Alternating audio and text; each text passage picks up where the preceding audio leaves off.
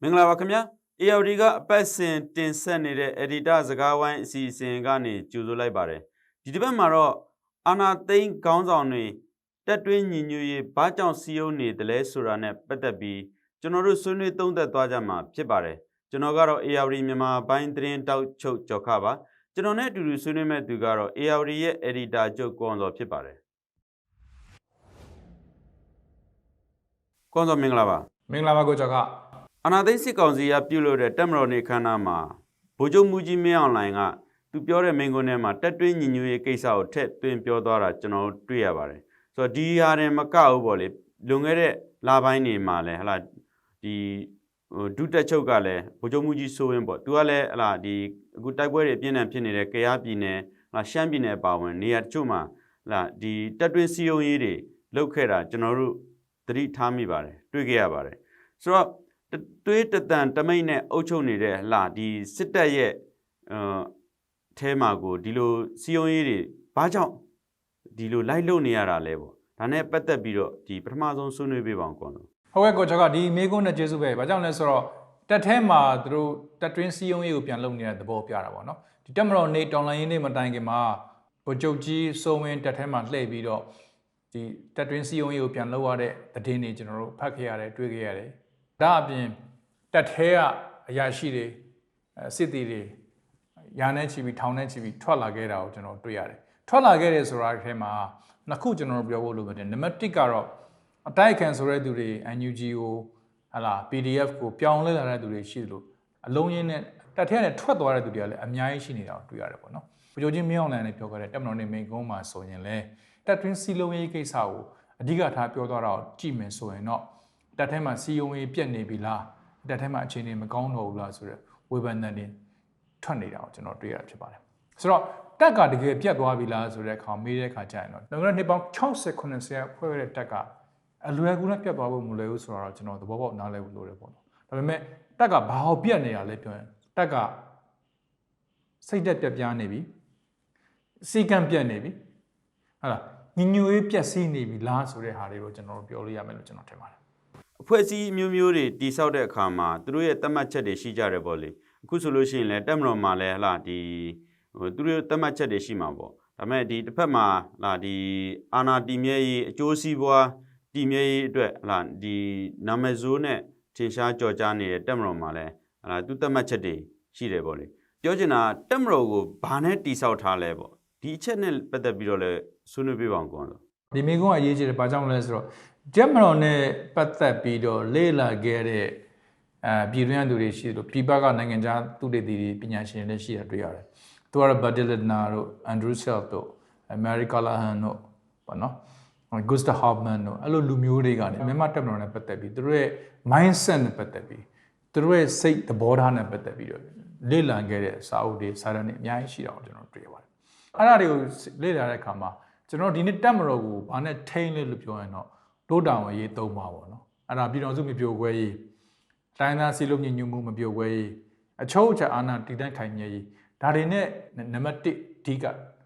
တည်ပြီးတော့ထိန်းအောင်တွေ့ရတယ်ဒီဟာကိုလည်းတက်မတော်နေ့လို့ခေါ်တဲ့တော်လိုင်းရင်းနေ့မိန်ကွန်းနေမှာအမြဲတမ်းလို့ဒါကိုထပ်ခန့်တယ်လဲပြောကြတာကိုကျွန်တော်တွေ့ရတယ်ဒါတက်မတော်သားတွေရဲ့ခေါင်းထဲမှာအမြဲတမ်းရိုက်သွင်းထားတဲ့အဓိကအချက်တစ်ခုပေါ့ကျွန်တော်ပြောလို့ရပါတယ်အဲ့ဒီဟာအောက်မှာဘာတွေရှိလဲဆိုခေါင်းစဉ်ခွဲတွေအများကြီးရှိနိုင်တယ်အဲ့တော့ခေါင်းစဉ်ခွဲတွေကဘာတွေလဲဆိုတော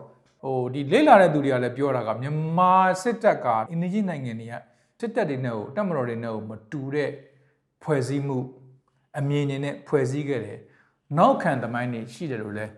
ရှုမြင်သုံးသပ်ရေးသားတာတွေအများကြီးရှိခဲ့တာကျွန်တော်တွေ့ရတယ်ဆိုတော့ဒါပေမဲ့ဒီစစ်တပ်ကိုမြန်မာပြည်တွင်းမှာရောပြည်ပမှာရောဒီနေ့ဒီချိန်မှာပြောနေတာအကြမ်းဖက်တဲ့လက်နက်ကန်တပ်တစ်ခုလို့ပြောနေပေမဲ့ဒီချိန်ထိမြန်မာတပ်မတော်ဟာခေတ်မီတပ်မတော်ဖြစ်ရမယ် standard army တစ်ခုဖြစ်ရမယ်ဆိုတဲ့စကားရက်ကိုဗိုလ်ချုပ်ကြီးမင်းအောင်လှိုင်ကိုယ်တိုင်ကသုံးဆွဲပြောနေခဲ့တဲ့အပြင်2017မှာရှိတဲ့မိန့်ခွန်းတစ်ခုမှဆိုရင်လည်းအဲ့တော့သမ္မတဦးသိန်းစိန်ကနေပြီးတော့မြန်မာတပ်ဟာကမ္ဘာအဆင့်မီတဲ့တပ်မတော်တစ်ခုဖြစ်ရမယ်ဆိုတဲ့ဖြစ်ကိုဖြစ်အောင်လုပ်ရမယ်ဆိုတဲ့မိန့်ခွန်းမျိုးပြောခဲ့တာကိုကျွန်တော်တွေ့ရတယ်ဒါတွေကတကယ်တော့လက်တွေ့အမှန်တရားနဲ့အများကြီးကင်းကွာနေတယ်မိုးနဲ့မြေလိုကင်းကွာနေတယ်ဆိုတော့ ကျွန်တော်တို့တွေ့မှာဖြစ်ပါတယ်သူတို့အများနဲ့ပြောတဲ့စကားရှိပါတက်မတော်အင်အားရှိမှတိုင်းပြည်အင်အားရှိမယ်ပေါ့နော်ဒါပေမဲ့ဒီစကားကိုတခြားနိုင်ငံတွေမှာအိန္ဒိယနိုင်ငံတွေမှာပြောရမှာကျွန်တော်တို့မကြဘူးတွေ့လည်းမတွေ့ဘူးကျွန်တော်တို့ research တွေအရဆိုရင်တော့မြန်မာပြည်ဒီပြည်တွေပဲရှိတယ်တက်မတော်အင်အားရှိမှတိုင်းပြည်အင်အားရှိမယ်ဒါပေမဲ့ဒီနေ့မြန်မာပြည်ဟာဒီအာဆီယံနိုင်ငံထဲမှာတော့ဘယ်အခြေအနေမှာအောင်ဆုံးမှရှိတာကိုကျွန်တော်တို့တွေ့ရမယ်ဆိုရင်တော့ဒီတက်မတော်ကြောင့်တိုင်းပြည်အင်အားကချိနဲ့အင်အားမရှိတော့ဘူးဆိုတော့ကျွန်တော်တွေ့ရမှာဖြစ်တယ်လို့ကျွန်တော်တို့ထင်တယ်လက်ရှိတက်မတော်ဟာဗိုလ်ချုပ်အောင်ဆန်းတီထောင်ခဲ့တဲ့တက်မတော်နဲ့စီနဲ့ရီလိုကွာခြားသွားပြီပေါ့လေဗိုလ်ချုပ်အောင်ဆန်းတီထောင်ခဲ့တဲ့တက်မတော်ဟာပြိုတိုင်းကြိုက်တဲ့နှင်းစီကိုင်းပြည်သူအားကိုးတဲ့တက်မတော်ဒီလိုမျိုးအားလုံးကသိထားကြတာပေါ့လေတဲ့ပြောရရင်တော့လက်ရှိတက်မတော်ဟာပြည်သူချင်းဘက်တက်မတော်ပုံစံမျိုးရောက်နေတာဖြစ်ပါတယ်အယူဝါဒတွေကအမျိုးမျိုးပြောင်းလဲလာတာပေါ့လေဒီတက်ထဲမှာကိုကဆိုတော့ဒီလွန်ခဲ့တဲ့ဟလာဒီနှစ်20 30ဝန်းကျင်မှာပေါ့လေငါစပြီးတော့ဒီတက်မတော်ကဘလို့အယူဝါဒတွေအပြောင်းလဲတွေဖြစ်လာလဲဘလို့ချင်းပြောင်းတွေဖြစ်လာလဲပေါ့ဒီအချက်ကိုလည်းဆွေးနွေးပြပါအောင်ပေါ့ကိုကြောက်ကကျွန်တော်တင်တာတက်တစ်ခုလုံးကိုအခုအင်အား2သိန်းနဲ့3သိန်းဝန်းကျင်လို့ရှိတယ်ခံမှန်းထားတဲ့တက်ကိုဘာနဲ့ထိန်းချုပ်တယ်လဲပေါ့နော်ဘလို့အယူဝါဒတွေနဲ့ဘလို့ဩဝါဒနဲ့ဘလို့အမိန့်နဲ့ဘလို့စီကံနဲ့ထိန်းချုပ်တယ်လဲဆိုတဲ့ကိစ္စပေါ့ဆိုတော့ကျွန်တော်တို့တစ်ခုသွားတွေ့တာတော့အမျိုးဘာသာသာသနာရှောင်းလျှော်ရေးဆိုတဲ့ဟာကိုထိတ်တန်းအောင်တင်လာတာတွေ့ရတယ်။နောက်မြန်မာတက်က xenophobic လို့ခေါ်တဲ့နိုင်ငံခြားသားကြောက်တဲ့ယောဂနိုင်ငံခြားသားတွေကိုလန့်တဲ့ယောဂရှိတာကျွန်တော်တို့တွေ့ရတယ်။နိုင်ငံခြားသားကိုမယုံတဲ့ယောဂမြန်မာစစ်ကောင်းဆောင်တွေမှာရှိတာအရင်ကြီးမှတော့တွေ့ရတယ်။နောက်တစ်ခုမြန်မာစစ်တပ်မှာ loyalty လို့ခေါ်တဲ့သစ္စာစောင့်သိမှုယိုသိမှုကိုရှေ့တန်းကိုအရင်တင်တာတွေ့ရတယ်။နောက်တစ်ခုတော့ fear လို့ခေါ်တဲ့အကြောက်တရားတွေနဲ့တက်ထဲမှာလွှမ်းမိုးနေတာကိုကျွန်တော်တွေ့ရတယ်။အကြောက်တရားဆိုတဲ့နေရာမှာလဲ1988အရေးကင်းကိုရဲဆက်ဆက်ဖြိုခွင်းခဲ့တဲ့ကိစ္စတွေတိုင်းသားနယ်တွေမှာခြေလွန်လက်လွန် war crimes လို့ခေါ်တဲ့စစ်ရာဇဝတ်ဆိုင်ရာကျူးလွန်မှုတွေကိုနော်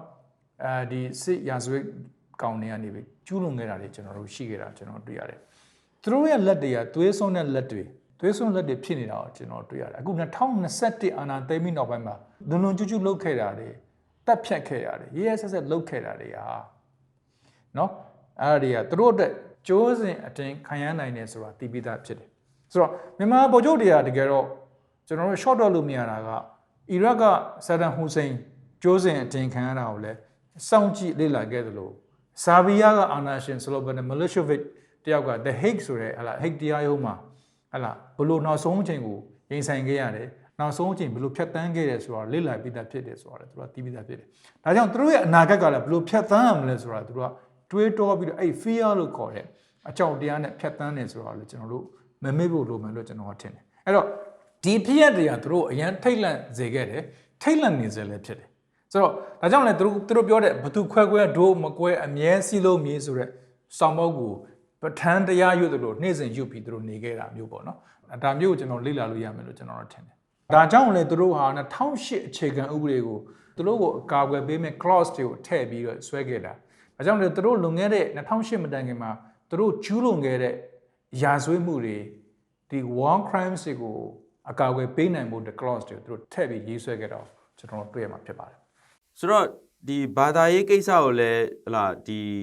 ီခုတုံးလုပ်ပြီးတော့အသုံးချနေတာကိုလည်းကျွန်တော်တို့ဒီအချက်ထဲမှာတစ်ချက်အနေနဲ့ထည့်ပြောဖို့လိုအပ်မယ်တင်တယ်။ဘာကြောင့်လဲဆိုလို့ရှိရင်ဟလာဒီအာနာသိမ့်ပြီးတဲ့နောက်ပိုင်းမှာဟလာဒီနေ့စဉ်နှီးပါးကိုစွမ်းကပ်နေတဲ့သူတွေပေါ့လေ။ဒီမှာတနည်းအားဖြင့်ကြည့်မယ်ဆိုလို့ရှိရင်ဟလာဒီမျက်တောင်တစုံလောက်ပဲကြည့်ပြီးဆုံးဖြတ်မယ်ဆိုလို့ရှိရင်ဘာသာတရားကိုင်းဆိုင်တဲ့ခေါင်းဆောင်တွေပေါ့လေ။ဆိုမျက်စိတစုံကြည့်ပြီးဆုံးဖြတ်မယ်ဆိုလို့ရှိရင်တော့ဒါတလွဲဒီဘာသာရေးကို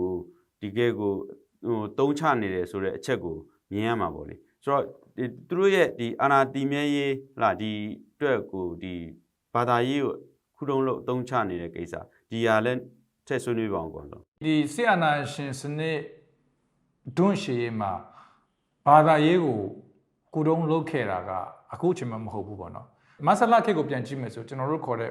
ဦးနေဝင်းရဲ့26နှစ်နဲ့မတူတာကတော့1988နောက်ပိုင်းကစပြီးဗုဒ္ဓဘာသာကိုအခြေခံပြီးတော့နိုင်ငံရဲ့စစ်တပ်အကြီးအကဲတွေဗုဒ္ဓဘာသာကိုရှေ့တန်းတင်လာတာကျွန်တော်တွေ့ရတယ်။အသုံးချလာတာကိုတွေ့ရတယ်။သူတို့ရဲ့တရားဝင်မှုအတွက်သူတို့အာဏာတည်မြဲမှုအတွက်သူတို့ legitimacy အတွက်ဘာသာရေးကိုအသုံးချခဲ့တာအသုံးချနေစေဖြစ်တာတွေ့ရတယ်။ဒ ဒီဘက်ခေတ်မှာပို့ပြီးဆိုးလာတာကိုတွေ့ရတာပေါ့ဒီဘက်ခေတ်ဆိုကျွန်တော်ပြောတာ2000နောက်ပိုင်းမှာအခု2021အာဏာသိမ်းပြီးနောက်ပိုင်းမှာဒီဘာသာရေးကိုအသေးချာအသုံးချလာတာကိုကျွန်တော်တွေ့ရတာပေါ့နော်ဒါကြောင့်လည်းကျွန်တော်တို့တိုက်ပြည်မှာဆိုရင်ဘာသာရေးအထီးကျုံတွေကျွန်တော်တို့အများကြီးတွေ့ရတယ်အစုံရောက်ဘာသာရေးအဖွဲ့တွေတန်ဃာတွေကိုတွေးခွဲခဲ့တယ်အသုံးချခဲ့တာကိုကျွန်တော်တွေ့ရတယ်ဘာသာတရားကိုလည်းလက်နက်တစ်ခုဖြစ်နေတဲ့စစ်ကောင်းဆောင်တွေအသုံးချခဲ့တာကိုကျွန်တော်တွေ့ရတယ်ပေါ့နော်ဆိုတော့အခြားဘာသာတရားကိုတိုက်ခိုက်တာဗုဒ္ဓဘာသာကိုကာကွယ်စောင့်ရှောက်ခြင်းဆိုတဲ့အယူအဆကိုလည်းတက်ထဲမှာရိုက်သွင်းခဲ့တာကိုကျွန်တော်တို့တွေ့ရတယ်ပေါ့နော်ဒါအစုံရောက်ဖြစ်အောင်ရိုက်သွင်းခဲ့တာကိုတွေ့ရတာပေါ့ဒါပေမဲ့ဒီနေ့အထိဟလာကျွန်တော်တို့မြင်နေရတယ်တွေ့နေရတယ်ရန်ကုန်မန္တလေးစကိုင်းအပါဝင်ဟလာချင်းနဲ့ရှမ်းပြည်နယ်နဲ့ကချင်ပြည်နယ်နဲ့ဟလာကယားပြည်နယ်တို့မှာဒီနေ့စစ်တပ်ကနုံနုံကျူးကျူးလုပ်နေတဲ့လူခွင့်ချိုးဖောက်မှုတွေတပ်ဖြတ်မှုတွေကဗုဒ္ဓဘာသာတရားအပြင်တခြားဘာသာတရားမှခွင့်ပြုထားတာမဟုတ်ဘူးဆိုတော့ကျွန်တော်တွေးမှဖြစ်တယ်ဆိုတော့ဗိုလ်ချုပ်ကြီးမင်းအောင်လည်းအာဏာသိမ်းပြီးနောက်ပိုင်းမှာတီတကူဆရာတော်ဝီစီဘိတ်ဆရာတော်စတဲ့ဆရာတော်တွေရဲ့ချီးမြှောက်မှုတွေပြီးတော့မင်းဘရင်အဖြစ်ပြောဆိုခဲ့တာတွေကျွန်တော်တို့ရှိခဲ့တယ်တကယ်တော့သူတို့တွေကစစ်ကောင်စီနဲ့အဲ့ဆရာတော်တွေနဲ့ပေါင်းပြီးတော့ကိုဒီစစ်ကောင်စီရဲ့တရားဝင်မှုအတွက်ကိုဝိုင်းပြီးဂျိုးပန်းပေးနေတာကိုကျွန်တော်တို့တွေ့ရတယ်ပေါ့နော်ဒီကပြန်ပြောမယ်ဆိုတော့ငရဲဆိုတာတကယ်လို့ရှိခဲ့မယ်ဆိုရင်သူတို့အားလုံး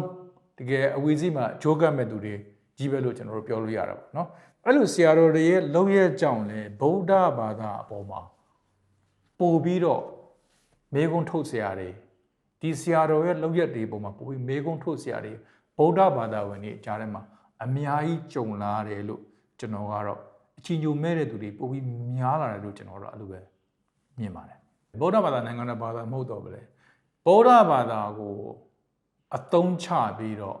သူတို့ရဲ့မဟာမိတ်ဖုံးတော်ကြီးတွေကိုအသုံးချပြီးတော့စစ်အာဏာရှင်စစ်တပ်ကသူတို့ရဲ့ legitimacy လို့ခေါ်တဲ့သူတို့ရဲ့တရားဝင်မှုအတွက်သူတို့ကသာသနာပိုင်မင်းနေဖြစ်တယ်ဆိုတဲ့ပုံစံမျိုးနဲ့လူလူကို brainwash လုပ်တယ်တက်ထဲမှာ brainwash လုပ်တဲ့ပုံစံမျိုးကိုသုံးတယ်လို့ကျွန်တော်တို့မြင်တယ်ဒါကြောင့် Buddhism လို့ခေါ်တဲ့ဗုဒ္ဓဘာသာကိုသူတို့ရဲ့အကျိုးစီးပွားအတွက်သူတို့ရဲ့အာဏာတည်မြဲရေးအတွက်ကိုပို့ပြီးအသုံးချတယ်လို့ကျွန်တော်လည်းပဲသုံးသပ်တယ်